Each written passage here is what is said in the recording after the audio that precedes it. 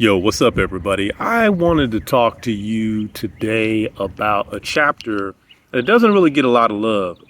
It's the chapter on articulations, and it gets into a lot about joints. So let's jump into it. An articulation is a joint.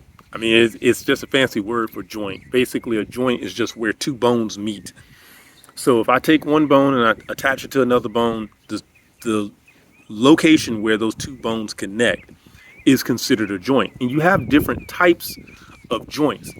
Usually, when people take anatomy and physiology and they get to this chapter, they get to this section, they're like, well, this is a short chapter, shouldn't be a whole lot going on in it. Then they get into it and then they find out there's all these words and classifications, and they're like, oh man, I should have started studying this a little sooner. So let's jump into it and let's kind of talk about some things that you need to know. First of all, is that,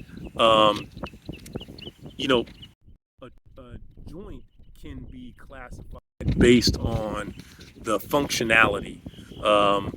And the functionality is essentially referring to the movements that it can make.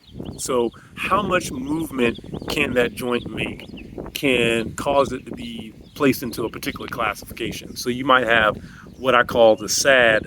You have the SAD acronym, which is synarthrotic, amphiarthrotic, and diarthrotic. If it's amphiarthrotic, synarthrotic, or diarthrotic, then you're talking about the amount of movement that joint can make.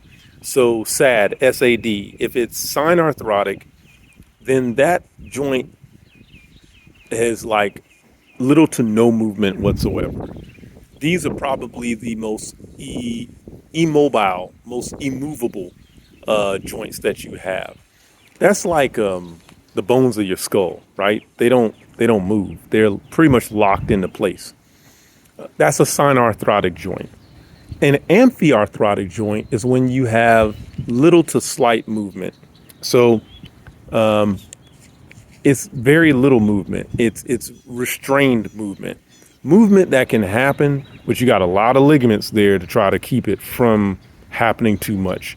Those are joints like in between your vertebrae, right?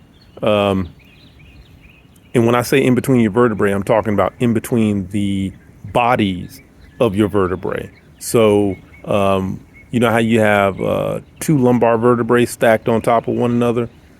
In between the body of the vertebrae is going to be an intervertebral disc. The disc that when we say someone has a slip disc, it's when that fibrocartilage there has dislocated out of that space. That's an amphiarthrotic joint. So it's semi-movable. It's slightly movable. You know, you have some movement in your back. Your back can flex, it can extend, but it doesn't do a full range, right?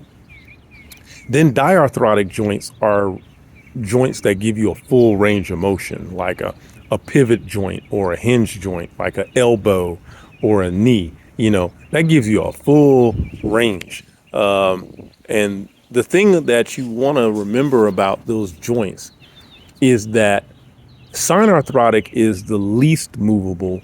Diarthrotic is the most movable. So it's on a sliding scale. The closer it is to synarthrotic, the less movement. The closer it is to diarthrotic, the more movement. But the range of motion and the strength of the joint are inversely proportional. In other words, when one goes up, the other one goes down. So synarthrotic is like the strongest joint, but it gives you no movement. Diarthrotic is the one that gives you the most movement, but it's also the weakest joint. You're more likely to break a diarthrotic joint than you are a synarthrotic joint. You very rarely ever hear about someone who dislocated their parietal bones, right? But you hear about somebody dislocating a finger anywhere. You watching sports, someone says, "Yeah, I dislocated my finger. I dislocated my humerus from my scapula." You know, they dislocated something. Those are freely movable joints. Those are diarthrotic joints. They're strong, but they ain't that strong. Not as strong as a synarthrotic joint, which is practically immovable. They don't move, but they got the most strength. So it's kind of like, think of it this way. Which are you more likely to hear dislocated? A door off the hinges or a brick out of a brick wall? More than likely, you're going to hear about someone who the door got knocked off the hinges. But you very rarely going to hear about some bricks that came out of a wall just because you tapped it. That's just no. So think of it in that regard. Range of motion, always remember with range of motion with these joints, the structure or the strength of the structure defines the mobility and the stability of that structure. That's just how it works. So the less mobility I have, the stronger that joint's going to be, and vice versa. Sometimes we classify joints based on the structure itself, like synarthrotic, amphiarthrotic, and diarthrotic.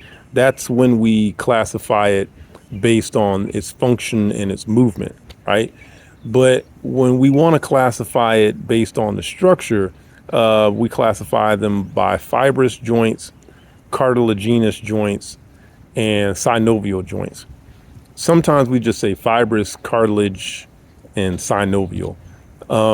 That's when we talk about the structure, like how it's made up. So, for example, synarthrotic joints are also fibrous joints. We have some type of dense connective tissue fibers that are connecting those bones together. But they're not there to provide movement. They're usually there to resist movement and to make sure that the strength of that joint is as strong as we can possibly get it. If it's a cartilage joint, and this confuses people, a lot of times cartilage joints and synovial joints confuse people because cartilage is in both of them. But here's the difference. A cartilage joint is a joint where you have two bones connected by cartilage. Okay? Cartilage is not simply just an ingredient in the joint itself. Cartilage is literally making the joint, like the cartilage is attaching two bones together. That's why cartilage joints are also amphiarthrotic joints, like the example that I used a couple of minutes ago about the intervertebral disc that you have in between your vertebrae. In between your vertebrae, there ain't a lot going on. You got that cartilage pad, that fibrocartilage pad in there, and that's it. There's nothing else really in between that cartilage pad and the body of the two vertebrae that it's in between. So it's just cartilage holding the two parts of those bones together. That's why it's considered a cartilage joint. That's why it's called an amphiarthrotic joint. You got some movement, but not a whole lot. And then the third joint classified by structure is a synovial joint. And that's all of your diarthrotic joints. All your diarthrotic joints are pretty much synovial joints.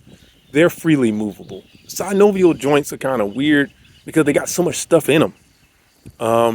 You're talking about a joint where you're able to, number one, you're able to have free movement. So its range of motion is well beyond the other two classifications of joints. So you have a much larger range of motion. And then on the flip side, the movements that you can make are probably more than one. You can do flexion, you can do extension, you probably can do lateral rotation and medial rotation. There's all these other movements that are possible from that one joint, right? So number one, you have a much wider range of motion. Number two, you got multiple movements that it can make. And then number three, it's built to be able to deal and compensate for all the extra movement. Now, it's important to note that your body is a machine. So you got to think like that as well, right? If I had a car and I got my car inspected, the parts of that car are going to be inspected for wear and tear. The more and more that I use the parts of that car, the more and more I increase the chances of wear and tear on that car, on the mechanical parts of that car. The same thing happens with a synovial joint. You have parts in there that are subjected to wear and tear. So that particular joint is built in a way that it can compensate for all that wear and tear. So you have parts in there that help it move. You have parts in there that help resist movement so that too much movement doesn't happen and you wind up tearing something up. Then you have things that work against the stress, and you have things that work against friction. Man, have you ever looked at the synovial joint? Like, Google image of synovial joint, right? And look inside of a synovial joint. It's nuts. You got all kinds of crap in there. You got fat pads, adipose tissue. You got bursae, which are these little pillows that are underneath your ligaments and your tendons to keep them from rubbing against your bone and causing friction and burning up. You got tendons, you got ligaments, you got blood vessels, you got cartilage, you got nerve endings in there. You got all kinds of stuff in a synovial joint. You really do. You got a lot of stuff going on in a synovial joint. So it's all there to protect the joint, to protect the cartilage that's in there is not there to connect the bones. Remember I said that with an amphiarthrotic joint or a cartilage joint, the cartilage is literally physically there to attach one bone to the other. In a synovial joint, the cartilage is not there to attach it. The cartilage there is to resist friction being caused against the bone so you don't tear up the bone. With everything going on in a synovial joint, you would say, well, with muscle and everything there that's attaching this joint together, then it should be pretty strong. And yeah, it is. But when you tear one, you tear a lot of stuff up. That's why with a synovial joint, depending on how extensive the damage can be, it can take a while to heal a synovial joint because look at how much stuff you just tore up. You may have torn the cartilage in there. You may have torn the ligaments. You may have torn the tendons. You may have torn the muscle. You may have torn any number of different tissues in that joint, and all of those tissues can heal at a different rate, and they're going to require therapy to help you regain as much range of motion as you had before you damaged that joint. So that's something just to keep in mind, and you definitely want to keep those things in mind. All right, so that's all I have right now. We're talking about articulations. Next video, I want to try to show you some types of joints and match them to their movements. So you'll see a video coming up soon where we'll be looking at some bones and talking about that. If this helped you, make sure you like this video, subscribe if you haven't already, and share it with a friend to pass the love. If you got any questions about anything, you can leave those in the comments below. We'll see you next time.